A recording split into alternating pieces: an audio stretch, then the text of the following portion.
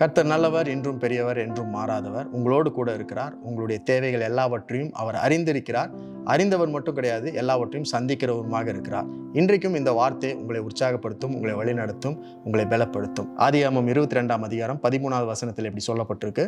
Abraham தன் கண்களை ஏறெடுத்து பார்க்கும்போது, இதோ பின்னாக புதரிலே தன் கொம்புகள் சிக்கிக் கொண்டிருந்த ஒரு ஆட்டுக்கடாவை கண்டான். அப்பொழுது ஆபிரகாம் போய் கடாவை பிடித்து அதை தன் குமாரனுக்கு பதிலாக தகன பலியிட்டான். Abraham trusted God and obeyed him. Abraham obeyed God and trusted him. Abraham தேவனை நம்பினபடியால் கீழ்ப்படிந்தான். ஆபிரகாம் கீழ்ப்படிந்தபடியால் தேவன் மேல் நம்பிக்கை வைத்தான். இந்த வசனத்திலிருந்து இன்றைக்கு ஆண்டவர் நம்மளுக்கு கற்றுத்தருகிற காரியம், கடைசி வரை கீழ்ப்படிவதே நம்பிக்கை. நம்பிக்கை என்பது கீழ்ப்படிதல். Trusting is obedience.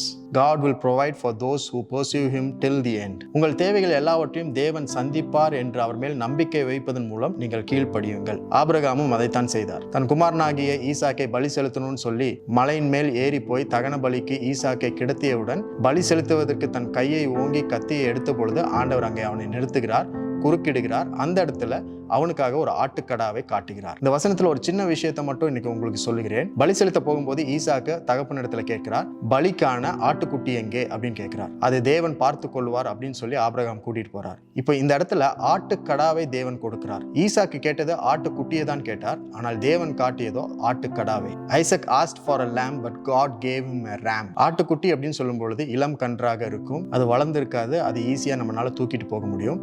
ஆனால் ஆட்டுக்கடா அப்படின்னு சொல்லும்போது முற்றிலும் வளர்ந்த கொம்புகளை உடைய ஒரு ஆண் ஆடாக இருக்கும். இந்த ஆட்டுக்கடா என்பது ரொம்ப சுத்தமான ஒரு மிருகம்.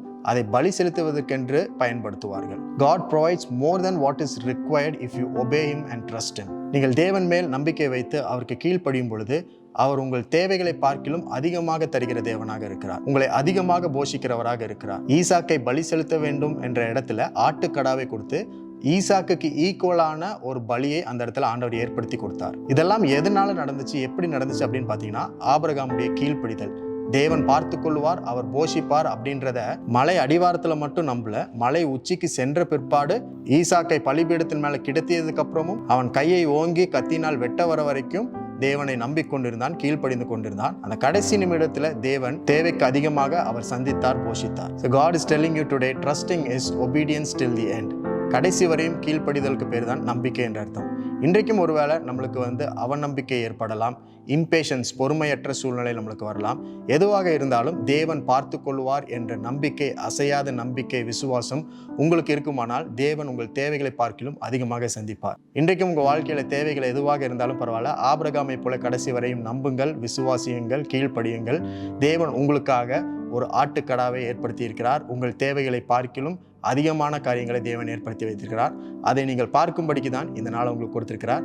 இந்த நாளிலும் தேவன் உங்களோடு கூட இருந்து அவருடைய நன்மைகளையும் கிருபைகளையும் பார்க்க உங்களுக்கு உதவி செய்வார். God bless you all.